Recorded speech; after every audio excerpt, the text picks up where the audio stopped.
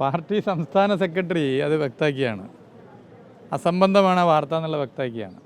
പക്ഷേ ബോധപൂർവം ആ വാർത്തകൾ ഇങ്ങനെ വരികയാണ്. ഒരു ചാനൽ ഒരു കാർഡ് ഇറക്കിയിട്ടുണ്ട്, പരിധി വിട്ട് ഇടപെട്ടത് പരിശോധിക്കും. പാർട്ടി സംസ്ഥാന സെക്രട്ടറി അതിന് മറുപടി നൽകുകയാണ്.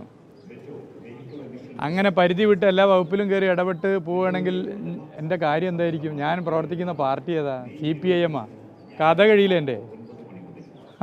ഈ പാർട്ടി ഏതാണ്? ഇന്നലെ വേറൊരു ചാനൽ മണിക്കൂറോളം ഇത് ചർച്ച നടത്തിയെന്നാണ് പറഞ്ഞത്. ഒരു മതരാഷ്ട്രത്തിന് വേണ്ടി നിലകൊള്ളുന്ന രാഷ്ട്രീയ പ്രസ്ഥാനത്തിൻ്റെ കേരളത്തിലെ പ്രധാനപ്പെട്ട ഭാരവാഹിയുടെ ചാനലാണത്.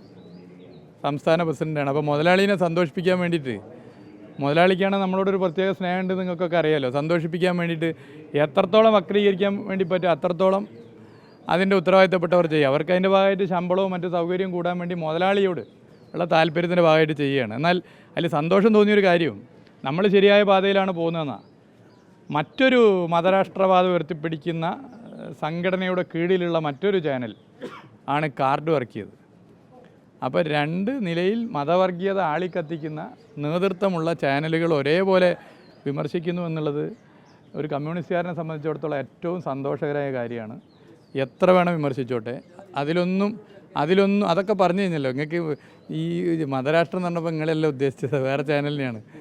ഞാൻ ജനത്തെയല്ല ഉദ്ദേശിച്ചത്, ഏഷ്യാനെറ്റിനെയാണ്. അത് നിങ്ങൾ തെറ്റിദ്ധരിക്കേണ്ട. ഓക്കെ. അപ്പോൾ ഒരു കാര്യം പറയാനുള്ളത്,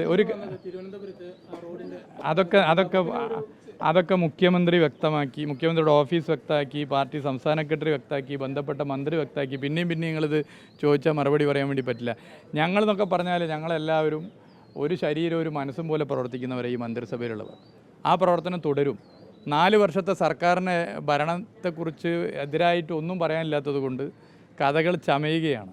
അതാണ് അതിൻ്റെ ഭാഗമായിട്ട് പോകുന്നത്. അല്ല, ഞാൻ പറഞ്ഞോട്ടെ, അതിൻ്റെ ഭാഗമായിട്ട് പോകുന്നത്. അപ്പോൾ മുതലാളിമാരെ സന്തോഷിപ്പിക്കാൻ വേണ്ടി ഇനിയും എന്ത് വാർത്തയും ഈ പറയുന്ന ചാനൽ കൊടുത്തോട്ടെ. അതുപോലെ ചാനൽ കൊടുത്തോട്ടെ, അതിലൊരു പ്രശ്നവുമില്ല.